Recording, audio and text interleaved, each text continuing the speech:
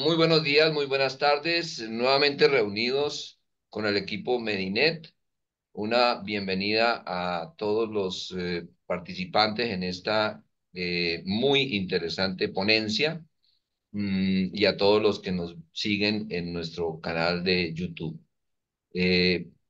Presento inicialmente a una ponencia que va a resultar absolutamente interesante. La ha titulado el doctor Gustavo Urrego y el doctor Camilo Castillo, que son los conferencistas, como burnout y estrés. El doctor Gustavo, eh, muy conocido en el medio como un gran experto en el tema y principalmente aplicado no solamente en la parte individual, sino en la parte empresarial. Y el doctor Camilo, con un background bastante interesante, profesionalmente hablando, que nos va a compartir su experiencia y el resultado de mucha exploración en sus investigaciones. Psicólogos de formación y especialistas en el tema. Bienvenido, doctor Camilo, bienvenido, doctor Gustavo. Gracias. Gracias, doctor León. Muy bien, gracias por la invitación. Entonces, a proceder a hacer esta entrevista.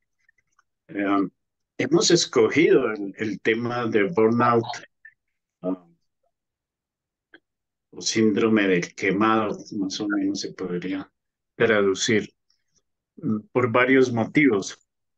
Ah, Hace más o menos un año, un poquito más, un año y 2 meses, apareció en los medios un artículo de el doctor Iván Fernández Suárez, mm, profesor del máster de riesgos laborales de la Universidad de La Rioja, donde presentaba unos datos alarmantes.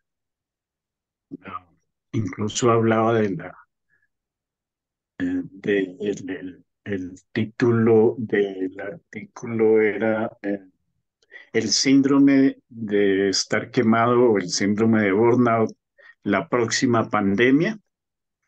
Y comenzaba este artículo con un pequeño resumen que dice que este síndrome de burnout es la causa de muerte asociada al estrés laboral de 3 millones de personas al año.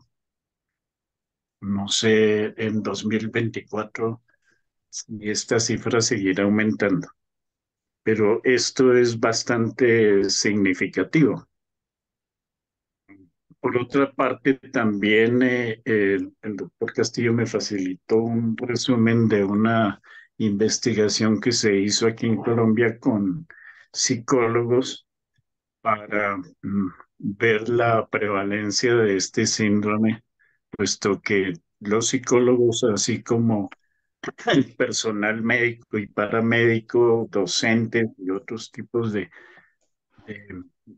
profesionales que se desempeñan en atender sobre todo personas en situaciones complejas, están muy expuestos a este síndrome y parece que los datos así de esa investigación más o menos lo respaldan, pero será el doctor Camilo, que es experto en estos asuntos por su experiencia, sobre todo en organizaciones educativas y más recientemente organizaciones empresariales también. ¿De qué se trata esto? ¿Qué es ese burnout que mata personas, que causa problemas de salud física y probablemente mental? No sé muy bien. Cuéntenos más. ¿Qué es eso? ¿Qué es ese el burnout y por qué es como tan alarmante? Un cordial saludo. Doctor Urrego, colegas, siempre he preguntado que para un concepto, y más que a veces son anglosajones, hay que irnos a la historia. Es el referente para comprender un fenómeno, un concepto. Hay dos años claves. 1974, 1976. Y dos personas claves. Un psiquiatra llamado Herbert Frauenberger y la psicóloga Cristina Maslach. Por supuesto, esto fue en Norteamérica. En el 74, el psiquiatra Herbert Frauenberger, que estaba trabajando en una clínica para toxicómanos en Nueva York, curiosamente no fue precisamente con médicos o psiquiatras el tema, sino con voluntarios que iban a la clínica y él comenzó a hacer una observación de investigación, una observación clínica en torno a un comportamiento muy particular de estas personas. Resulta que llegaban a ciertos esquemas de pérdida de energía, agotamiento, también ciertos rasgos de ansiedad y depresión. Pero algo muy característico era la desmotivación en el trabajo. O sea, teniendo en cuenta que ellos eh, venían de la intención de ser voluntarios. Entonces, a partir de ahí se generó como una inquietud donde los seguidores de este señor Herbert Frauenberger, en especial otro psicólogo, otro psiquiatra llamado Graham Greene, en el 61 había apuntado a través de un libro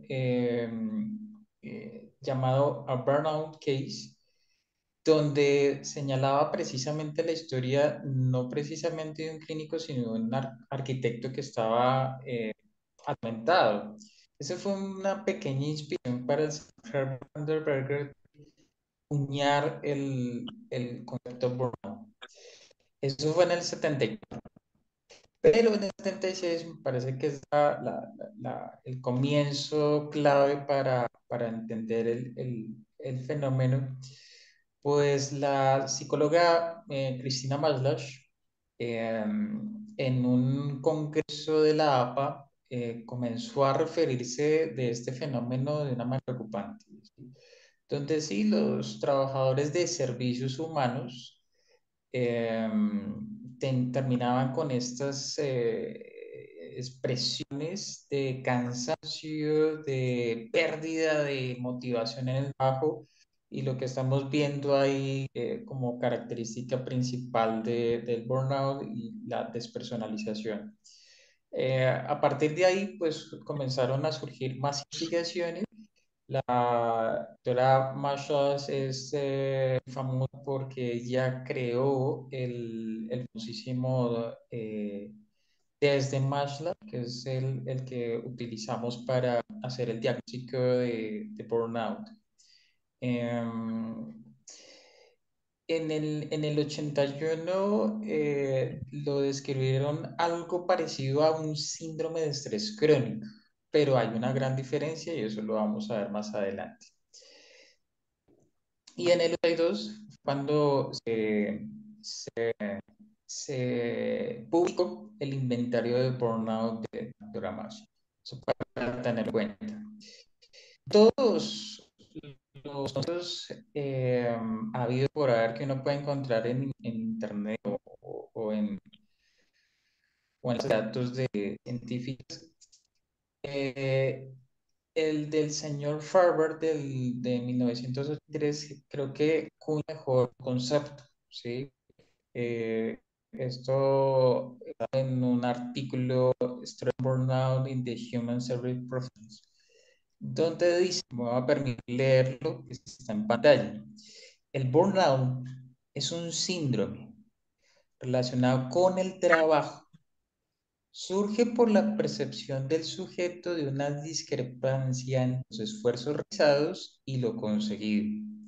Sucede con frecuencia en los profesionales que trabajan cara a cara con clientes necesitados o problemáticos. De cara, ya estamos entrando en un marco del burnout.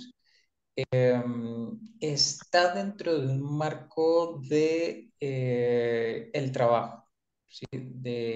Especialmente lo asistencial.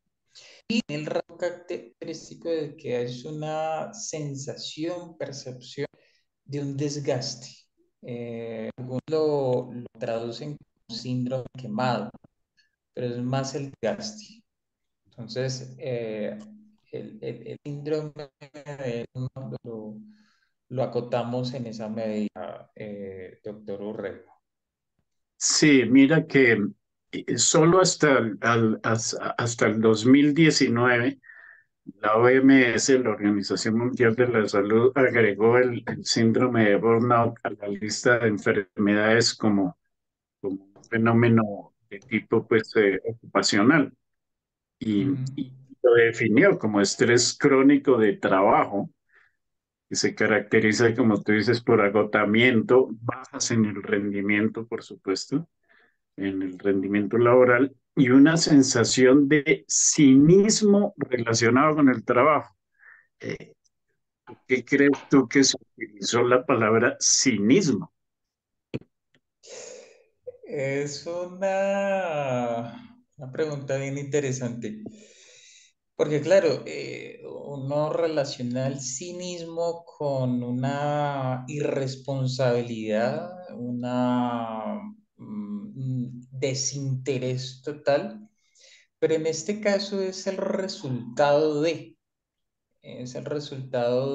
un estrés crónico que nos lleva a lo que vemos ahí como característica, un cansancio y agotamiento emocional. Por supuesto, cuando uno está agotado, ¿qué es lo que quiere hacer? Descansar. Pero con el rasgo particular de un estrés crónico, la persona lo que automatiza como incluso mecanismo de defensa es un distanciamiento incluso frente a los valores y la misión de la empresa en que está. Por eso lo llamamos cinismo o conceptualmente lo llamamos despersonalización. Es decir, la persona ya no tiene esa identificación con la empresa. Ya no le interesa para dónde va la empresa, las dificultades de la empresa, las oportunidades incluso que ofrece la empresa. Y esto nos lleva a unas salidas. ¿Cuáles son las salidas? O bien puede ser un descanso clínico o un descanso voluntario, pero matizado por ese tercer punto que vemos ahí como característica y es la pérdida de pasión. O sea, ya no le interesa el trabajo, incluso está buscando otro. Cuando las personas, en el caso particular, docentes del distrito o personas que están en el gobierno, piden licencias y esas licencias pues tienen un tiempo límite, a veces se pueden alargar por varias circunstancias muy rebuscadas, pero tienen que volver a sus escenarios laborales y es como un ciclo perpetuo ahí. Entonces, cuando hablamos de cinismo, no nos referimos a una irresponsabilidad, sino más bien a un resultado de el cansancio y agotamiento que genera un estrés crónico. Bien, como una especie de apatía, sí. O sea, porque al fin y al cabo el patos es la pasión, ¿no? La apatía sería la falta de pasión, Exacto, un estado de exacto. apatía. Muy bien. ¿Y cómo se sabe que una persona está verdaderamente en una situación de burnout y no es simplemente un estado de estrés o de algún otro tipo de, de denominación? Sea, una ansiedad, una depresión o algo distinto. Sí, en la anterior diapositiva podemos encontrar cuatro niveles sintomatológicos. Está el somático, está el conductual, emocional y por supuesto el cognitivo. A nivel somático, entiéndase que es una forma perpetua de estrés crónico donde pues está matizado la fatiga, cansancio físico, cefaleas muy frecuentes, dolores somáticos en espalda, cuello, musculares. También está matizado ahí el insomnio, la dificultad incluso de respirar, problemas gastrointestinales y por supuesto viene todo el tema de la hipertensión.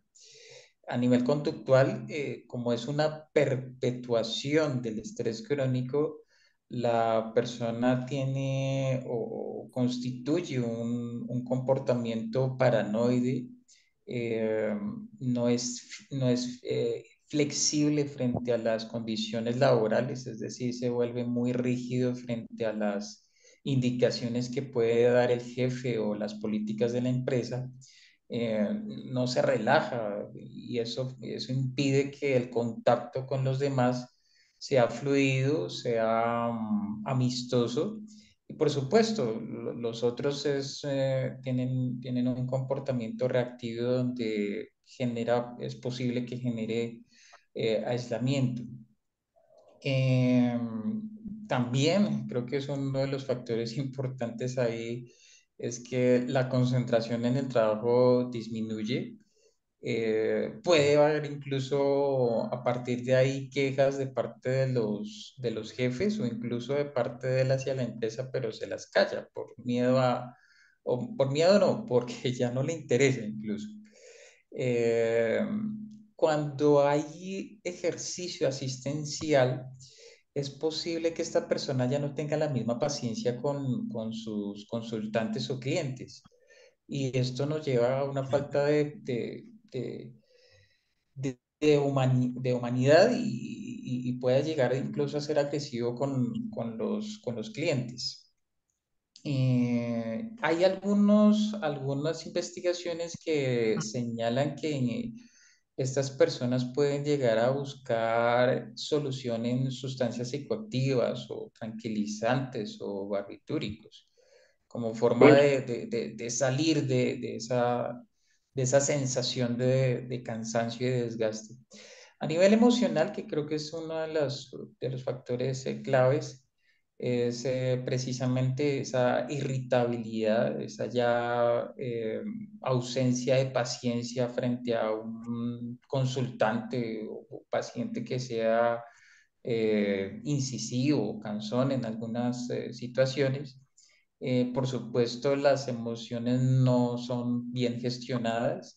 El aburrimiento aparece como un índice importante emocional, o sea, ya no disfruta el trabajo. Y a nivel cognitivo está asociado a esa sensación o esa autoevaluación de que no se siente realizado en su trabajo, de que como que no ve muy claro el futuro y de que su rol profesional en la empresa no es tan importante, como que estoy ahí como por estar nada más, o sea, la pérdida total de pasión en el trabajo. doctor Camilo, se me ocurre una pregunta. Por lo que se habla de cansancio y agotamiento, este, normalmente la gente no distingue entre cansancio físico y cansancio mental. Ok, Eh, y lo que veo es que el burnout produce tanto efectos físicos como también efectos a nivel cognitivo, emocional, etcétera. Esto me imagino que dificultará la identificación, llamemos así, del síndrome. porque para muchas personas puede ser simplemente, no, estoy cansado, estoy fatigado y necesito simplemente un descansito. Y, ¿no? Sí, el tema es que el burnout, tengamos en cuenta, es una prolongación del estrés crónico. El estrés crónico, vamos incluso a tocar el tema más adelante, refiere a unos recursos que están ya desgastados por la mantención de una situación extrema, ¿sí? De una situación en que, en efecto, de manera aguda lo podemos asumir, pero de manera frecuente hay un desgaste ya. Entonces, no se trata de un cansancio por algo agudo o algo intenso, sino es un cansancio por algo frecuente, ¿sí? Por algo que es constante y que sí o sí la persona no resiste. Una persona no puede resistir tanta demanda durante tanto tiempo. Entonces, a eso precisamente se refiere ese cansancio. Ok. Y cuáles serían las causas del burnout? ¿Por qué algunas personas en una organización sufren de este síndrome y otras que pueden estar en las mismas condiciones o similares, de pronto no?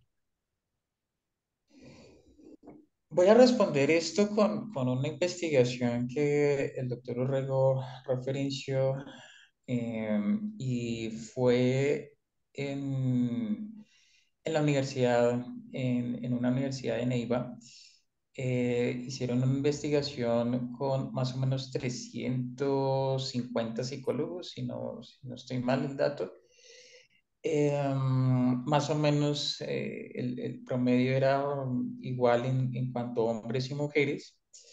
Descubrieron que hay un cierto rasgo de datos sociodemográfico que incide en la facilitación del burnout. Si no estoy mal, esto tiene que ver con 10 años después de graduación, haciendo el trabajo clínico, trabajar a través de esta nueva función laboral que es como por contratos,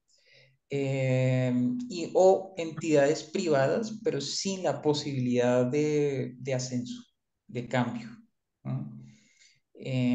Si no me falla la memoria, son esos datos que inciden mucho en la posibilidad de el surgimiento o más bien la escala hasta el punto del burnout. Entonces, el tema es que si nosotros tenemos ciertos esquemas de factores protectores personales, es posible que tengamos mayor resistencia. Eso depende mucho de la formación y de la estructura cultural de la persona. Una persona que tenga una visión más amplia o más específica de que el quehacer clínico en su vida, el buscar opciones laborales que le permita un crecimiento, son factores preventivos. Curiosamente, lo que nos puede llevar a burnout es esa dificultad en la prosperidad laboral y en esa, digamos que en una zona de confort que nos lleva a la repetición de situaciones o de problemas o de una falta de crecimiento. Entonces, eso incide bastante en el tema del factor de riesgo, si se quiere decir, en el tema de que las personas, en este caso muy puntual de esta investigación de la Universidad de Neiva, nos lleve al burnout. A propósito, esta fue una de las casi que únicas y una de las pocas investigaciones que se ha hecho en torno al burnout aquí en Colombia. Y fue hace 4 años, fue en el 2020. Eh, entonces el tema falta trabajarlo bastante aquí en Colombia. Eso Sí, como un acote de más. esto que tú mencionas sobre el entorno y estas cosas me lleva a recordar que un psiquiatra argentino, fíjate tú, de nombre Pablo Resnick, sí, con K, autor de un libro que se llama Vivir a Mil, plantea la hipótesis de que hay un factor cultural asociado con el burnout y es como la necesidad de cumplir o responder a las demandas de clientes o usuarios, ah, y que por eso es que el burnout solamente se da o no solamente, pero prevalece sobre todo en ese tipo de profesiones que incluyen atender personas con altísimos niveles de demanda. Quiere decir, un médico está atendiendo pacientes. El paciente no se va a contentar con un resultado promedio. Él necesita 100% de resultado. Lo mismo pasa en la educación. Sí es cierto que, pues, lamentablemente, en nuestra cultura de la medición entramos en una cultura de mediocridad porque, pues, con el 60% pasas, ¿no? Si sacas 6 sobre 10, ahí pasaste, pero eso es mediocre. Pero Sí. bueno, más allá de eso, hay un nivel altísimo de exigencia sobre los docentes y obviamente, y también sobre las personas que realizan actividades de servicio social de cualquier tipo. Ah, Por ejemplo, y algún día lo comentamos tú y yo, el síndrome del burnout en los cuidadores de, de enfermos terminales. Ah, Sí. que es un caso muy, muy, muy importante e inclusive mencionaba este psiquiatra, si no me equivoco, o alguien más, con motivo del encierro de la pandemia, una especie de burnout en la pareja. Ah, entonces, este psiquiatra Edwin, decía que como nuestra cultura es, como dice su libro, vivir a mil, vivir corriendo. Y aparte de eso, estar en una profesión en el área de salud o educación que exige un altísimo nivel de respuesta a las exigencias a las demandas, exigencias del cliente, del usuario. Ah, Que este es tal vez la razón por la cual se da esa prevalencia en estas profesiones. Eh, ¿Tú qué crees? ¿Qué tanto influye nuestro modo de vivir, nuestras costumbres y nuestra cultura de exitismo, de ganar, de ser el mejor, de bla, bla, bla, sobre el burnout? Te voy a responder con lo que encontramos como tratamiento.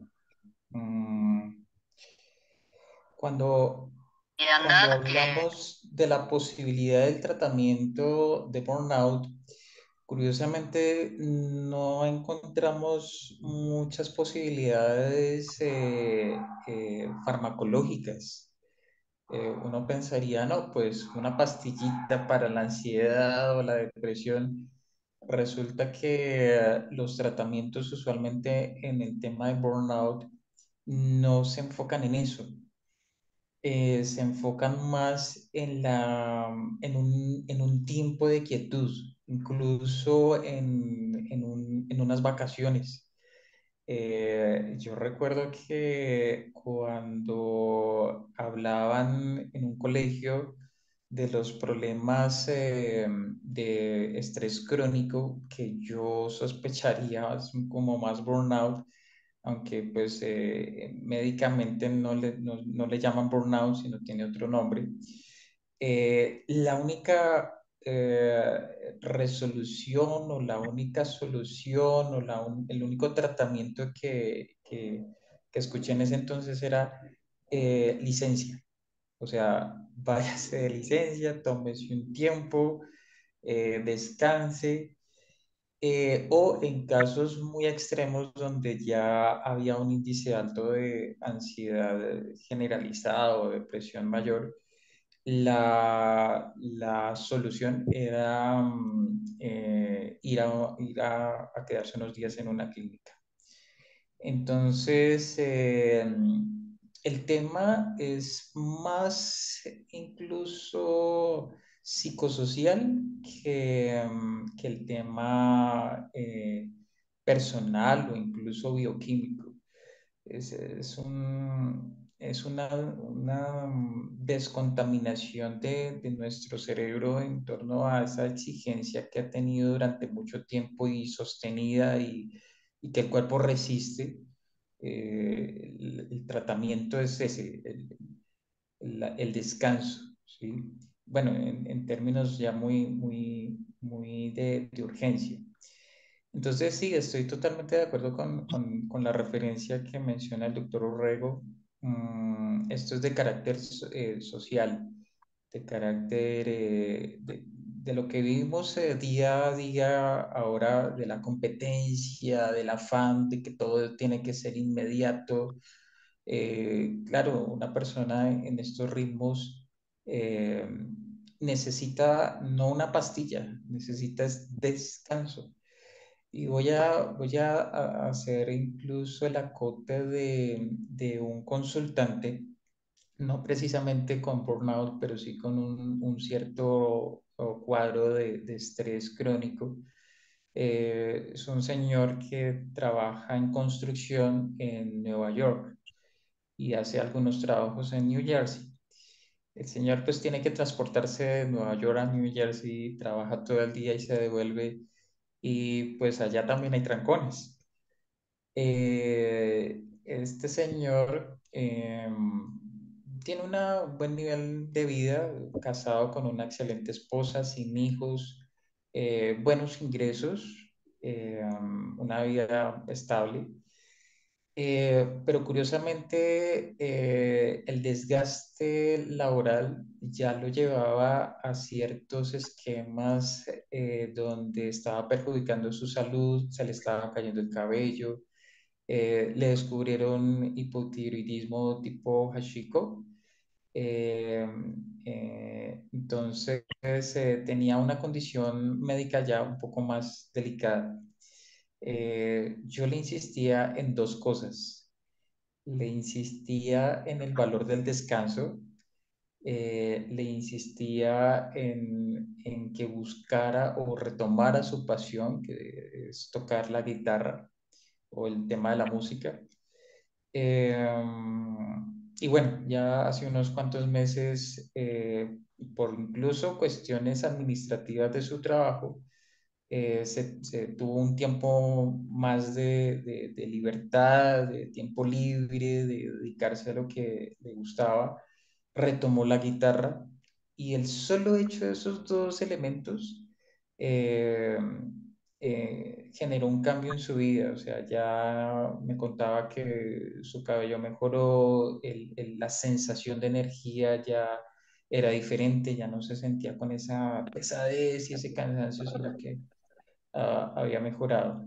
No hice precisamente no apliqué la prueba de Marshall porque no era burnout, pero sí tenía un cierto cuadro de estrés crónico. Pero a lo que apunto es que el hecho del descanso fue la clave. El hecho de que tomara tiempo para su pasión era la clave. ¿Mm? Entonces, por supuesto, vivir en constante aceleramiento desgasta. ¿Qué necesitamos? Descanso. Sí, hay otro ambiente, el ambiente educativo no solo de los docentes. En el caso del bullying y otras formas de acoso escolar, también se podría presentar burnout en alumnos y docentes. ¿Se podría hablar de eso? Mm, No. conceptualmente no, pero claro, el docente sí, como es asistencial, sí, y es de los casos que más he visto, los docentes que, de hecho, estadísticamente es la profesión que lleva a estos cuadros de burnout y de estar en clínica. Está la docencia y está el tema de los policías y está el tema de los médicos. Son las tres principales profesiones que llegan a estos índices de o burnout o de licencias o de ir a clínicas. Pero no se ha encontrado conceptualmente, y esto también por falta de investigaciones, que exista burnout en estudiantes. No, no se ha sabido de eso. Tú hablas mucho el descanso. Nos pregunta Alba que si el descanso como qué, pues retomar actividades deseadas es una forma de descanso.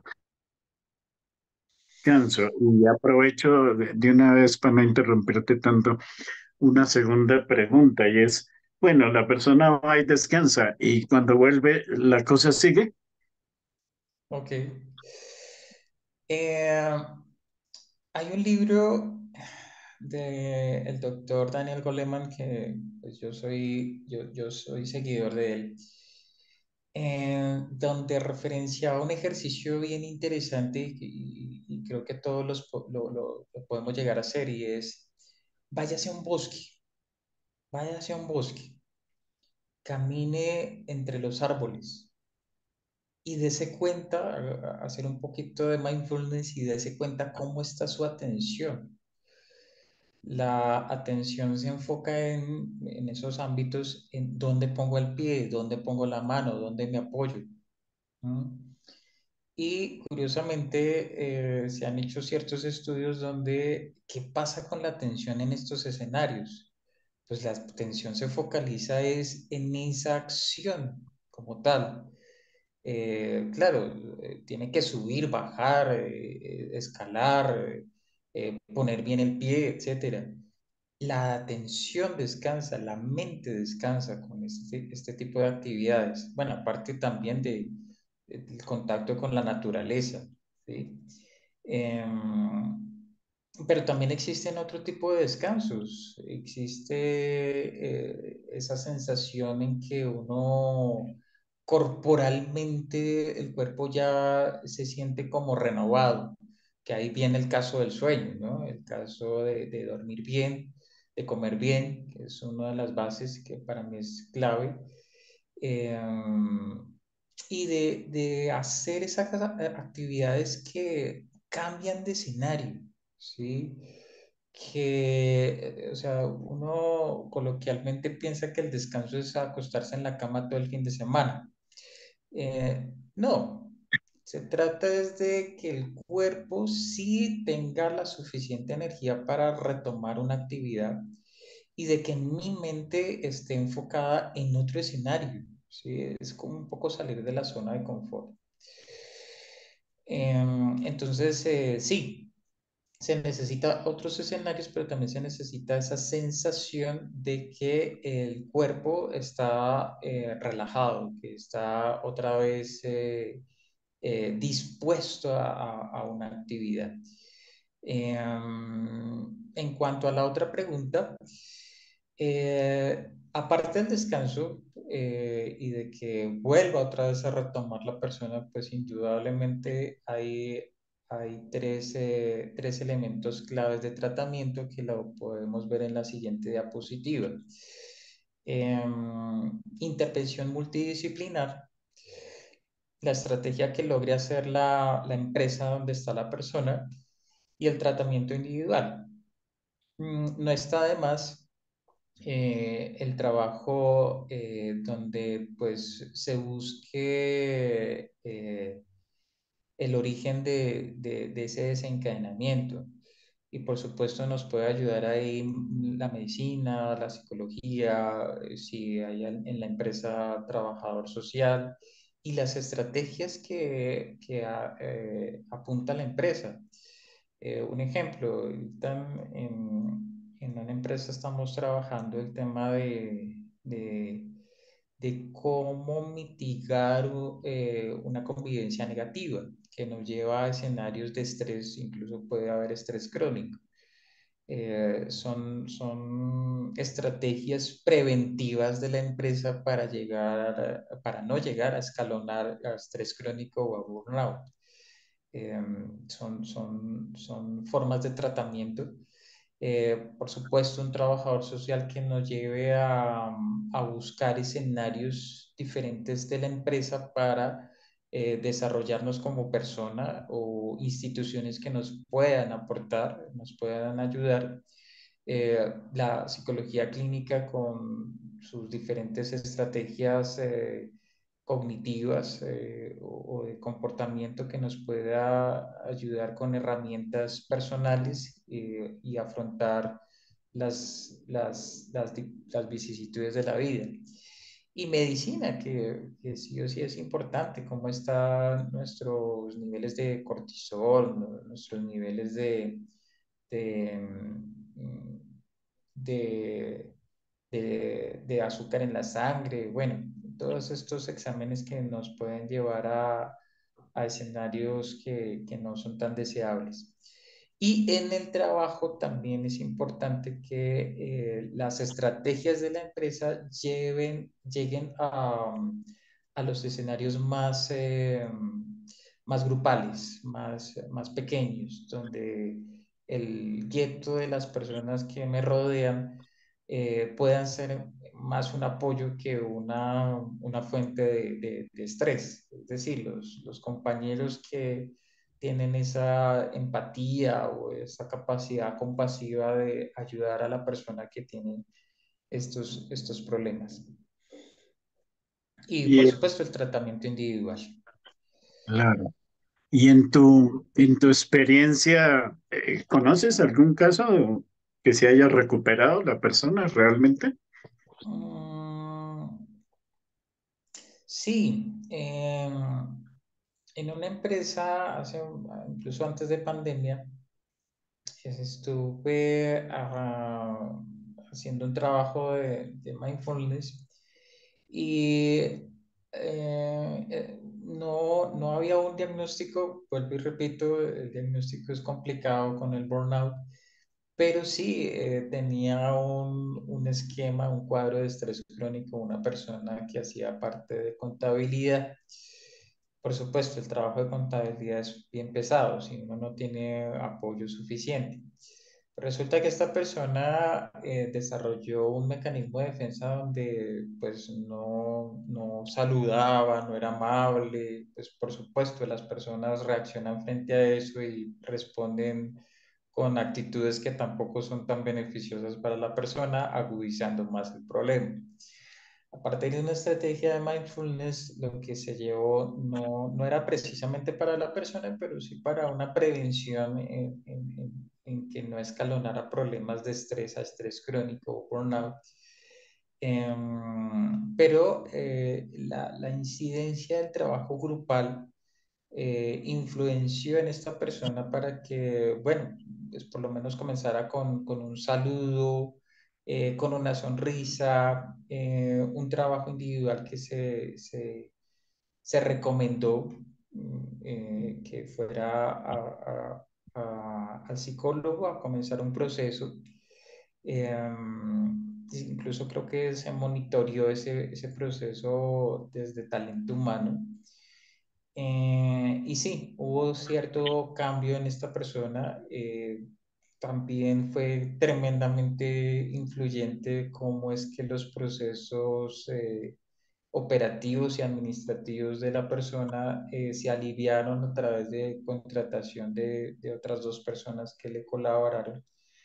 Y, y pues hubo un cierto cambio. Claro, el cambio no es 100%, pero sí hubo una incidencia de cambio importante en esta persona, pues por lo menos ya no se veía con esa actitud defensiva, desafiante o lo que yo sospecharía que estaba en estos rangos de carácter de burnout, como el cansancio y la despersonalización. O sea, había un punto en que ya miraba el reloj para salir y llegaba pues con la idea de a qué horas me voy o a qué horas es el almuerzo. Y ya con la mayor integración con sus colegas, pues ya esto desapareció, esto sí desapareció, se integró un poco más a través de incluso actividades de talento humano. Entonces sí, pero este tratamiento requiere de toda una serie de estrategias y solamente se trabaja individualmente, no va a tener el impacto tan significativo. Debe haber un trabajo multidisciplinar como lo vemos en la diapositiva. Y en el caso de los psicólogos estudiados, este, ¿qué pasó? En la investigación que, ¿Qué se hizo en que México? Era una investigación de carácter observacional, o sea, no Hubo era trata. para hacer intervención, no, era simplemente estadística, era mirar cómo está un tipo de línea base. Supongo yo que va a haber otro tipo de investigación, posiblemente acción participativa para ver opciones de cambio. Y en tu concepto, la aparición del burnout sería más factible en docentes o en psicólogos. Bueno, compleja la pregunta. Eh, no, creo que por igual. Un docente puede ser muy comprometido, pero frente a la ausencia de estímulos, de motivaciones, de que cada vez es más difícil abordar a los adolescentes.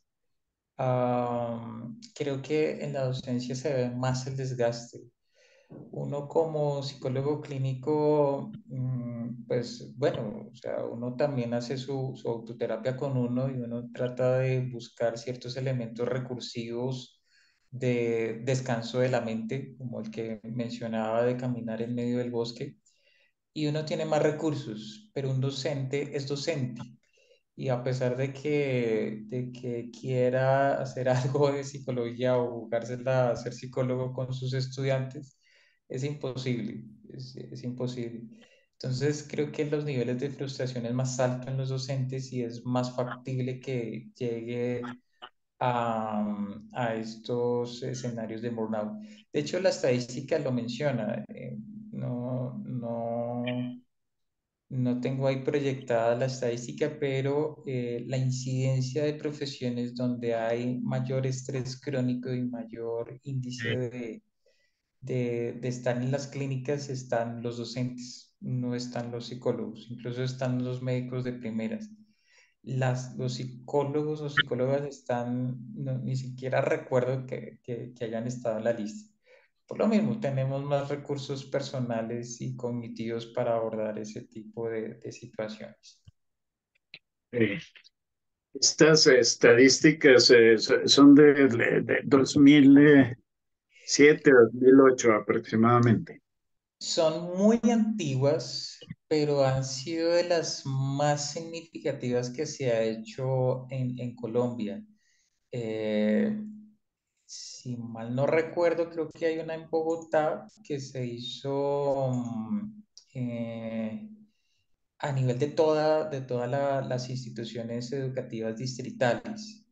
Y bueno, Ah, fijémonos, hay un 29,7% del síndrome en los docentes. Es bastante alto. Y la satisfacción personal, que es un factor importante ahí en el burnout, que tiene que ver con la pasión, ¿sí? Con la pasión de nuestra, está en el 16,34. Esta es una de las más importantes investigaciones que se hicieron, pero fijémonos, fue hace más de 17. 10 años, 17 años. O sea, estamos Pero desactualizados. realmente no ha cambiado mucho. La encuesta o la investigación que se publicó el año pasado a nivel mundial, aunque lamentablemente no tenemos datos de Colombia, muestra, ah, muestra que, bueno, aquí en la que tú presentas dice que Argentina tiene una prevalencia del 79%, la más alta del mundo. En, Sí, en la, señor, en el en la 2007. última investigación, la del 2023, el dato de Argentina, déjame ver, era 53%, todavía bastante alto. El más alto el año pasado fue Rumania, 68%, Turquía 54%, Argentina 50, perdón, Argentina,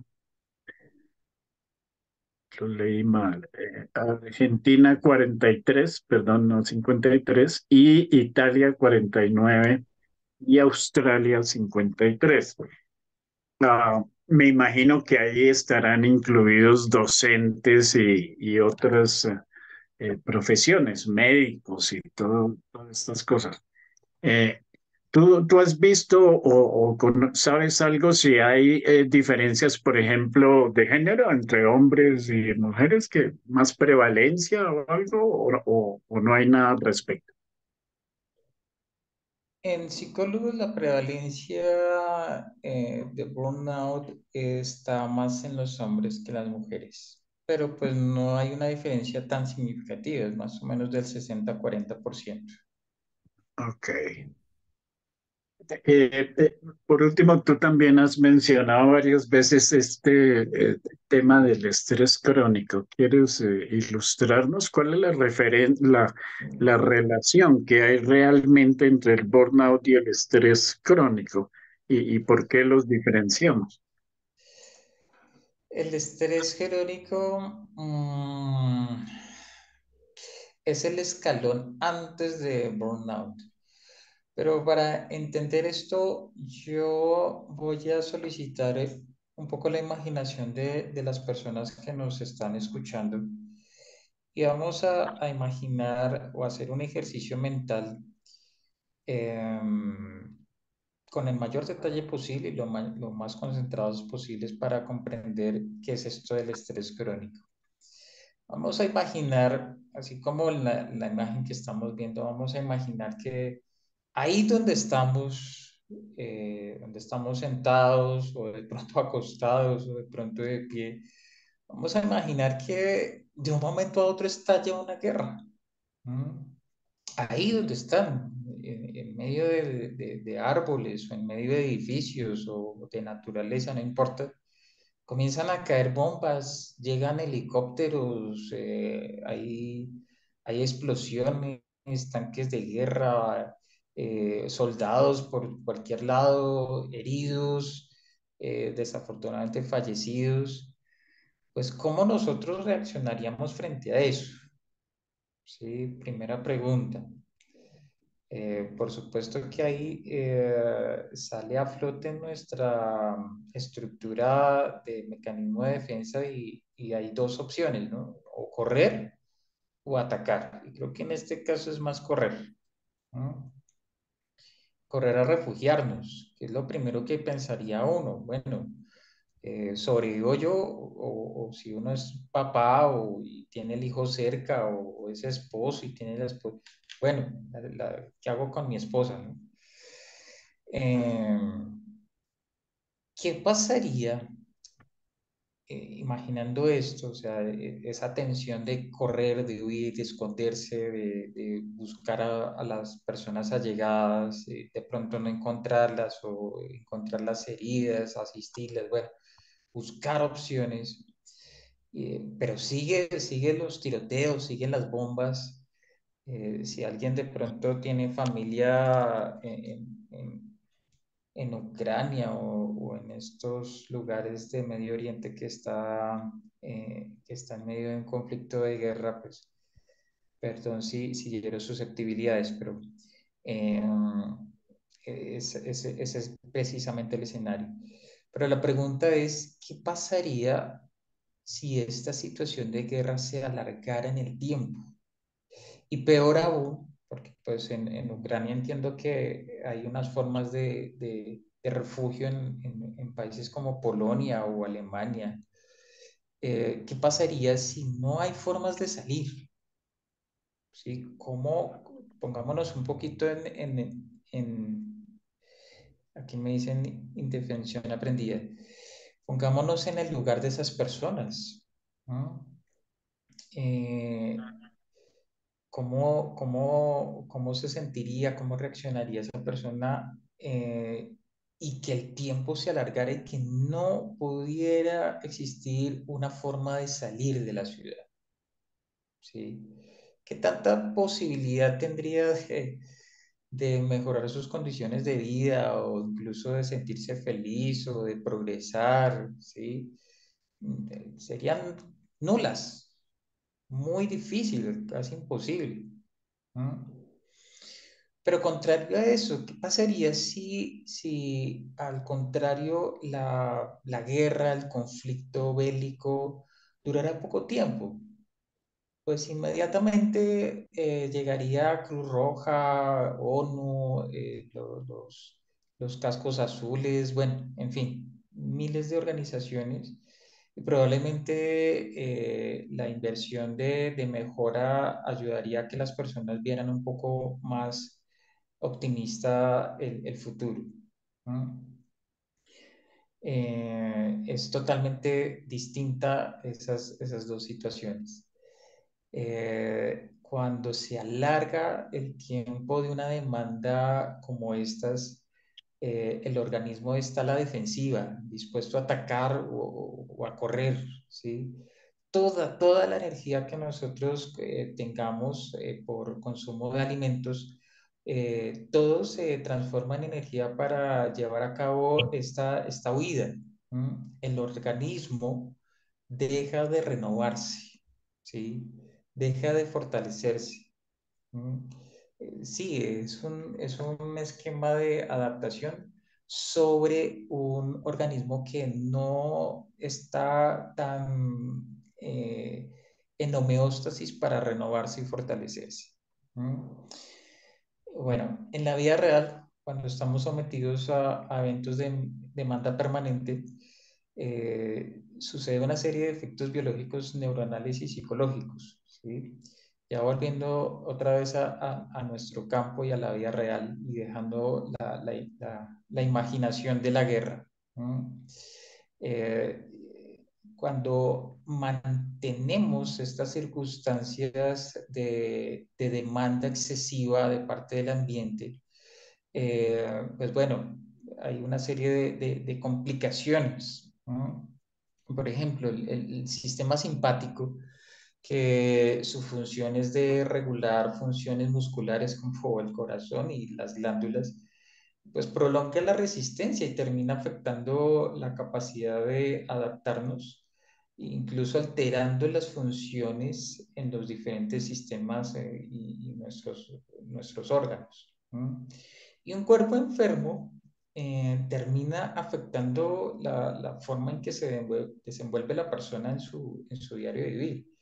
Por supuesto, las dinámicas de vida y sin duda las relaciones. Y esto, pues sí, lo podemos notar, claro, cuando la persona está de mal genio, está irritable o incluso triste, ¿sí? Pero hay otras respuestas que no vemos, como las bioquímicas. ¿No? elevación del colesterol, por ejemplo, los triglicéridos, la disminución de la glucosa en la sangre y, por supuesto, el aumento de la tensión arterial. Como estamos afectados en estos ámbitos eh, eh, bioquímicos y de estas dinámicas de vida, estamos en un factor de riesgo donde fácilmente podemos cometer errores, grandes o pequeños errores. Y nos sentimos culpables finalmente porque somos conscientes de que cometimos errores y los errores nos llevan otra vez a ese esquema de irritación. Y ese esquema de irritación nos impide concentrarnos en las tareas, es decir, estamos más pendientes del error que de la tarea que estamos haciendo. Y comienzan, por supuesto, los problemas de memoria y de recordación incluso de dudar de nuestro propio juicio. En esos ámbitos, en el cerebro, lo que más sufre o lo que más es afectado es el hipotálamo, que dentro de tantas funciones es responsable de la saciedad en la alimentación. Y esto en algunos pacientes eh, se puede traducir en problemas de consumo de alimentos, como bulimia o anorexia. Uno de los efectos también de esta mantención de demandas excesivas en el ambiente es que el sistema inmune se ve afectado. Por eso es tan fácil ver algunas personas que, aparte de estar estresadas crónicamente, es fácil verlos con una gripe, por ejemplo. ¿Mm? Entonces, esto que acaba de mencionar junto con el ejercicio está dentro del cuadro de lo que denominamos estrés crónico, ¿no? El estrés crónico se refiere más a un estilo de vida donde, donde la persona interactúa con ciertas formas en que se mantiene el esquema. Manolete Moscoso, uno de los psicólogos que ha trabajado ampliamente el tema de estrés crónico, psicooncología y mindfulness, señala de manera un poco más específica y clara, y por eso lo coloqué como la definición. Es el estilo me va a permitir leerlo para no parafrasear. El estilo de vida del individuo y el medio ambiente en que interactúa son factores mediadores y moduladores en el proceso de cronicidad del estrés. Existe la posibilidad de asumir un estilo de vida que contribuya a experimentar un mayor nivel de estrés y desarrollar un patrón de conducta caracterizado por reacciones emocionales. ¿No? Entonces, es un patrón que se repite continuamente, eh, donde hay unos rasgos de demanda exigente del ambiente y que uno lo acepta, ¿sí? Claro, ya sea por necesidad en el trabajo, tengamos en cuenta que el estrés crónico ya puede referirse a otros ámbitos, no solamente el trabajo o la asistencia, sino otros ámbitos como lo que mencionaba el doctor Urrego. Ahí sí podemos hacer referencia a un estudiante desde una maestría o doctorado hasta un estudiante de primaria incluso, ¿no? Es el estilo de vida que mantiene una forma en que el cuerpo y el organismo mantiene esta exigencia y por supuesto el desgaste en el cuerpo.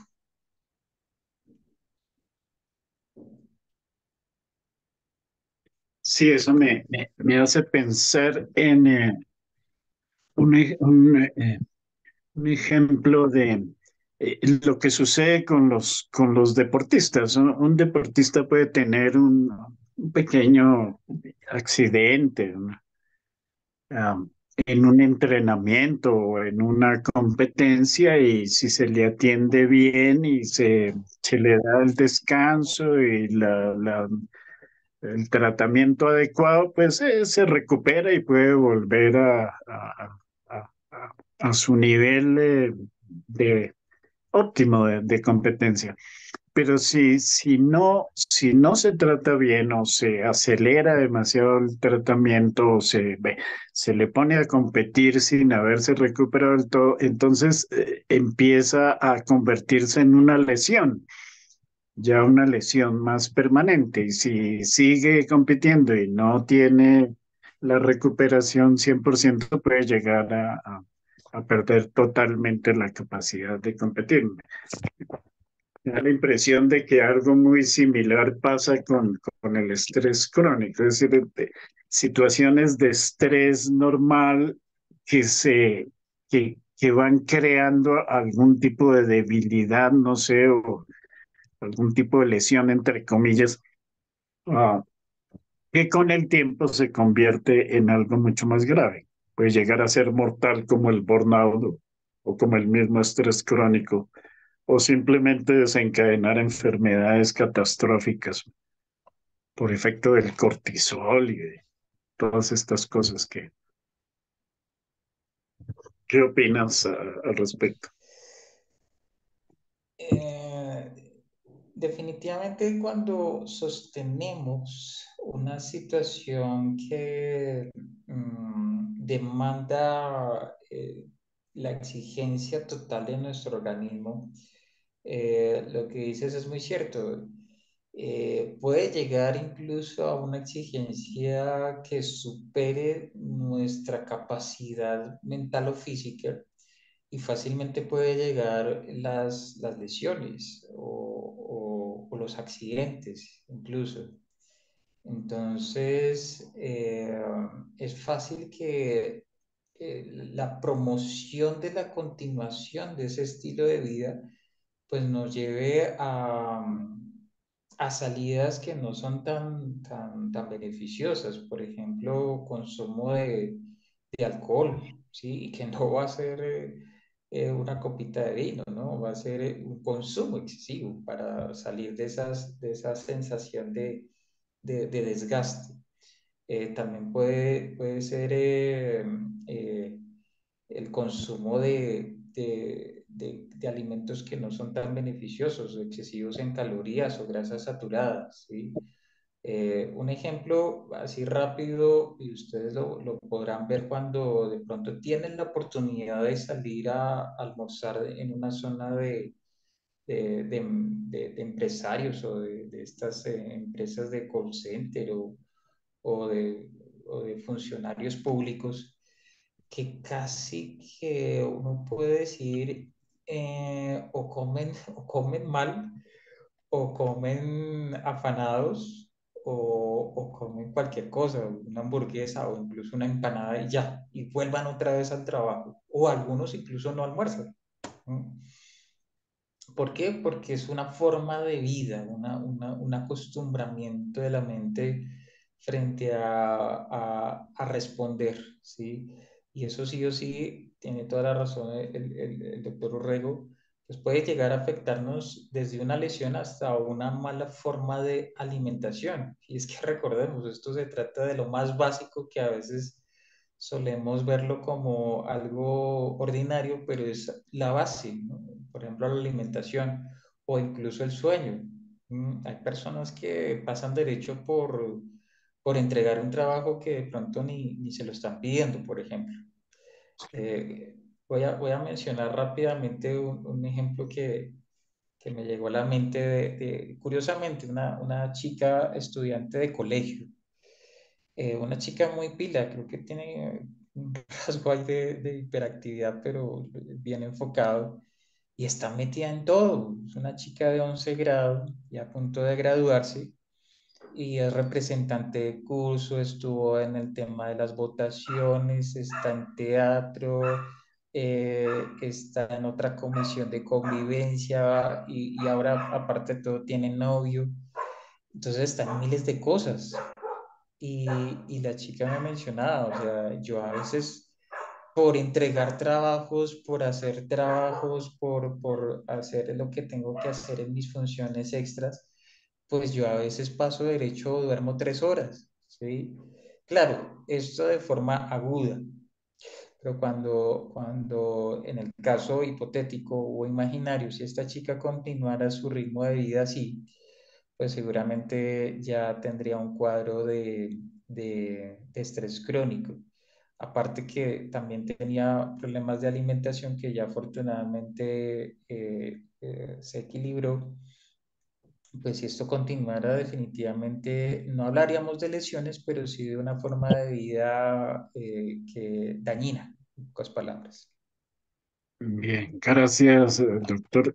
Habida cuenta de que el tiempo se nos agota. Ujú. eh, Le agradezco mucho, doctor Castillo, sus respuestas y Con habernos mucho gusto. desarrollado, habernos ilustrado, sacado un poco de la ignorancia al respecto de este asunto. Por supuesto, hay mucha más tela que cortar y hay otros temas muy relacionados con este, pero creo que tal como prometimos, es importante dejar este pequeño espacio de tiempo restante para las preguntas o comentarios de nuestros queridos colegas. Gracias, doctor. Bueno, con mucho gusto, doctor Urrego. Entonces, queda abierto el foro.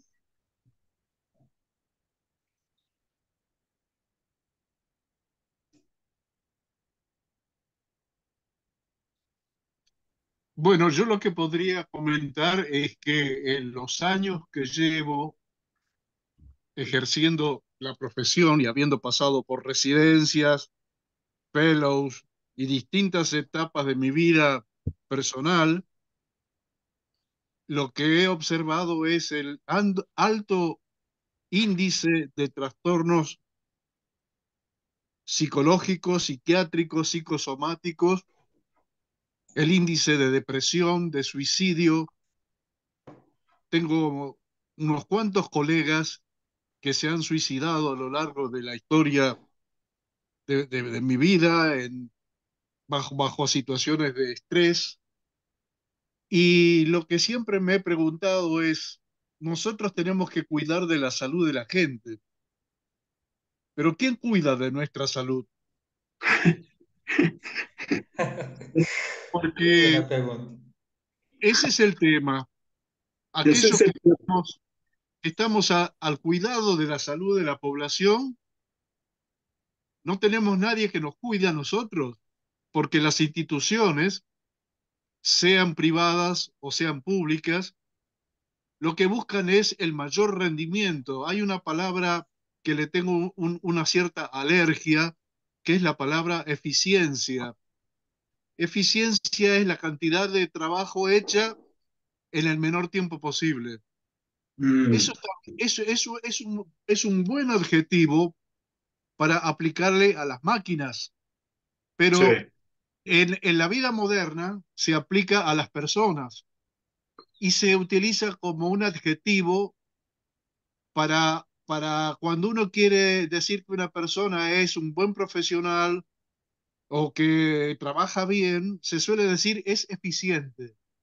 Es un halago, la mayoría de la gente lo toma como un halago, pero la palabra eficiente es la cantidad de trabajo en base a la unidad de tiempo y no es un buen parámetro para evaluar seres humanos.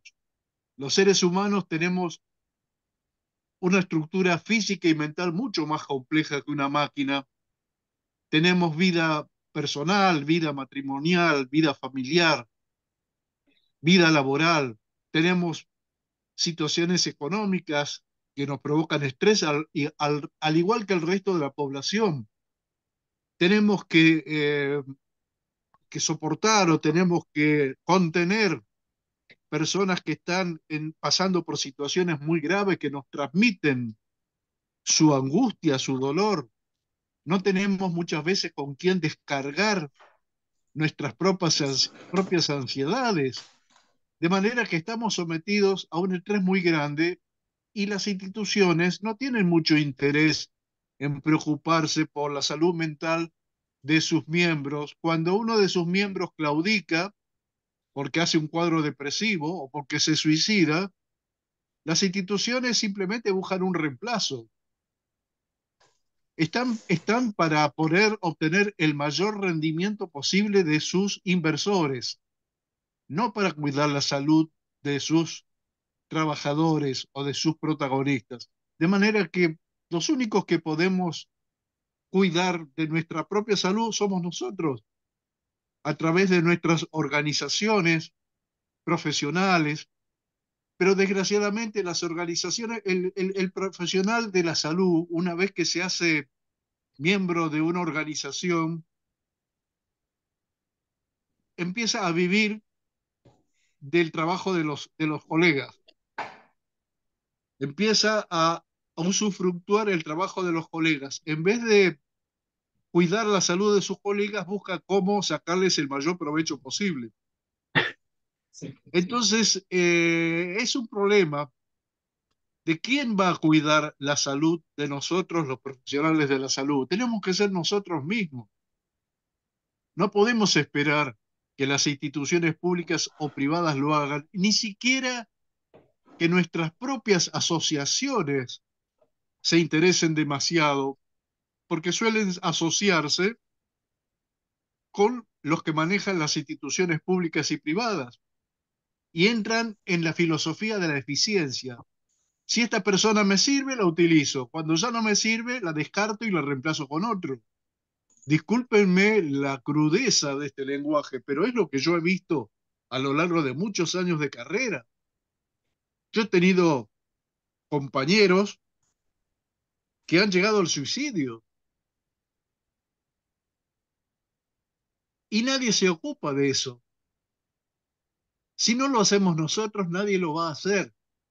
Estamos metidos dentro de una maquinaria que cuando un engranaje se rompe, lo único que hacen es reemplazar ese engranaje que se rompió por otro.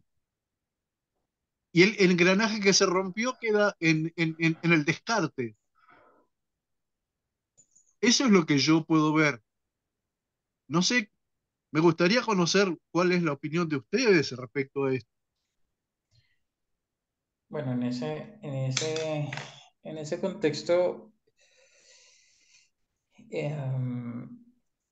cuando somos servidores, porque es un servicio que nosotros prestamos, creo que hay una misión de vida más que un trabajo.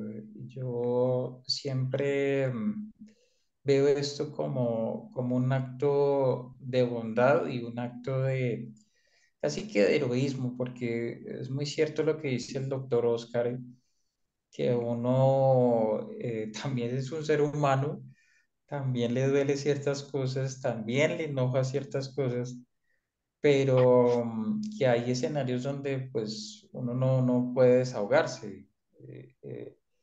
Me ha pasado incluso que hay situaciones de estrés donde yo digo, bueno, tengo que dejar esto a un lado porque tengo que enfocarme en X trabajo. Em, pero tenemos una ventaja nosotros y en particular este grupo de encuentro, y es que promovemos continuamente esta sensibilización frente a nuestra posición en la sociedad y nuestro punto de equilibrio. ¿Sí? Entonces, son estos pequeñas iniciativas las que nos pueden llevar a cambios grandes. Digamos que sí existe la ley 100, existe ahora la ley de salud mental, que tiene que hacerse ajustes, por supuesto, pero no podemos pedir que todo sea perfecto, que todo nos lo den los gobiernos, ¿sí? Los grandes cambios comienzan con pequeños pasos. Creo que este es un pequeño paso.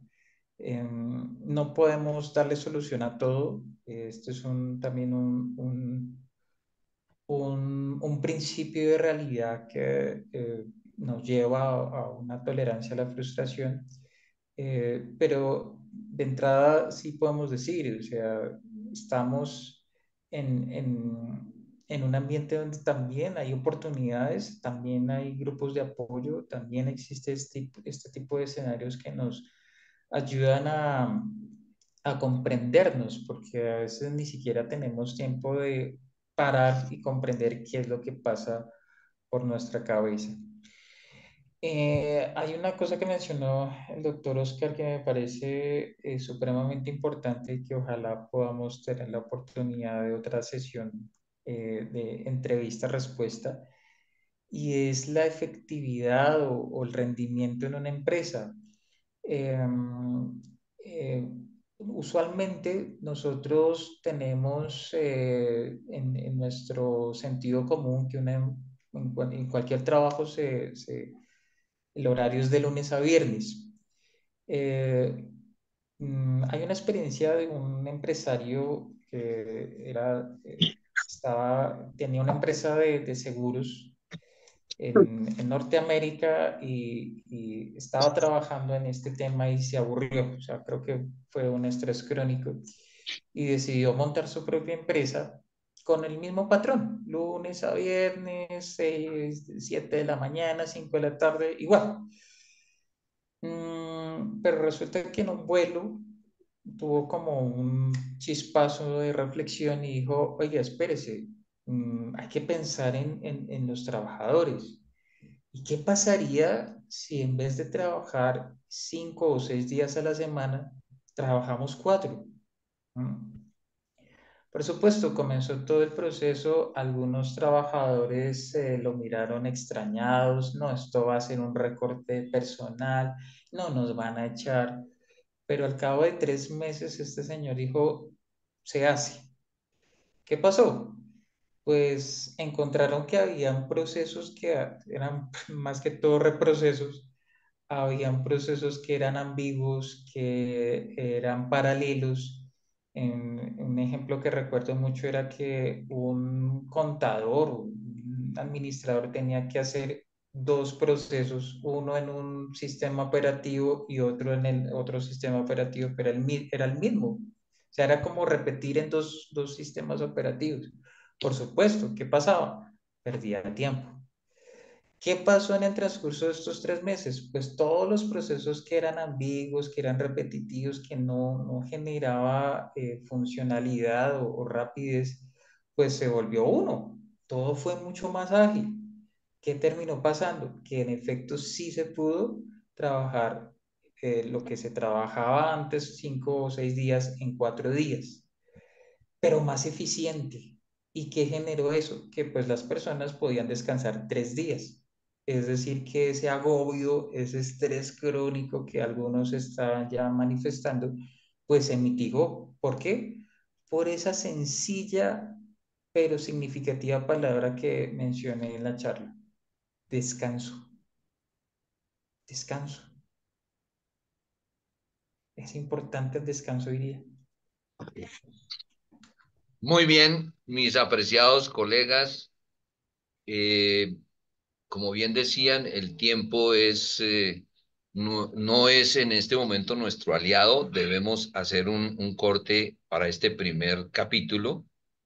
eh, con- me complace en extender esa invitación que está haciendo el doctor Camilo para darle una prolongación en ese nuevo formato que estamos utilizando de entrevista periodística, que me parece fantástico. Vamos a finalizar este primer capítulo en este momento, no sin antes dar un tremendo aplauso al doctor Camilo y al doctor Gustavo por tan excelente ponencia. Un Muchas aplauso gracias. que es absolutamente enriquecedor.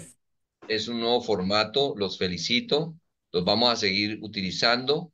La última opinión del doctor Oscar quedó en el buzón de interrogantes y lo vamos a desarrollar, no te quepa la menor duda, mi doctor Oscar. Interesantísimo la posición y no siendo más, los invitamos para una próxima emisión en el mismo formato y una feliz Semana Santa a todos. Muchas Sí, gracias, doctor León. Muchas gracias. Muchas gracias, doctor Oscar. chao. A la próxima.